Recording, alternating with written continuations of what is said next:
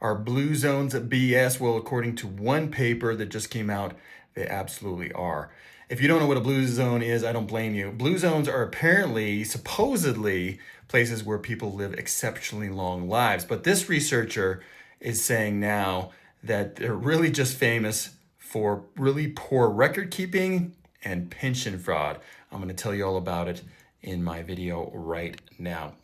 So before I get too far, I will say that if you read Blue Zones and it led you to eat a more whole food diet and call your friends and stop smoking and exercise more, that's great. There's a lot of great lessons from Blue Zones. But what this researcher is saying makes a lot of sense. It's saying that what this research on Blue Zones was based on is entirely nonsense. So here's the story. Dr. Saul Newman from Oxford started digging into the demography of these blue zones. And what he found was that they weren't famous for really old people, really old, healthy people. They were actually famous for really poor record keeping. So what he found was that most of the people that lived these extraordinary long lives didn't have birth certificates. In fact, one of the world's oldest men had 3 different birth dates. None of them could be verified, and they were 10 years apart. In another case, in the world's oldest living man in Japan, who was supposedly 111 years old, they tried to find him, only to discover that he had been dead and mummified. He was literally a mummy.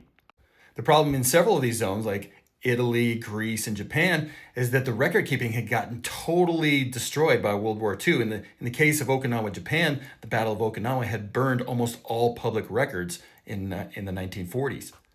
And then when he started digging into the diets of people of Okinawa, he found that they eat the least amount of vegetables of any of the Japanese people.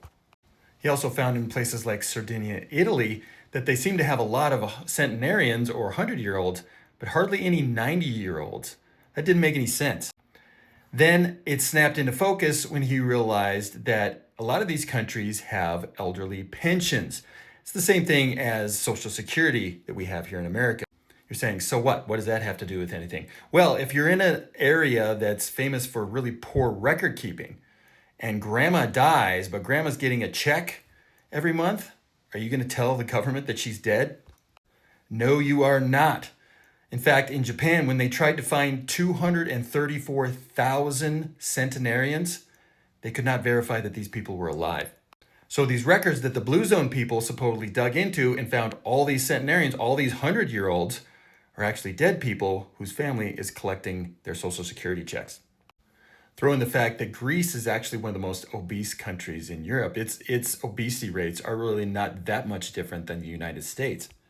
And Costa Rica has the worst record keeping of them all. They couldn't find any of the birth certificates for the supposed centenarians there. So blue zones are BS. Where should we be living? I mean, we know what we need to be doing with our bodies. We know that we need to eat whole food diet. We don't need to smoke, don't need to drink too much. Where should we be living? What should we be focusing on for our environment if we want to live longer? This is the most surprising part of the study.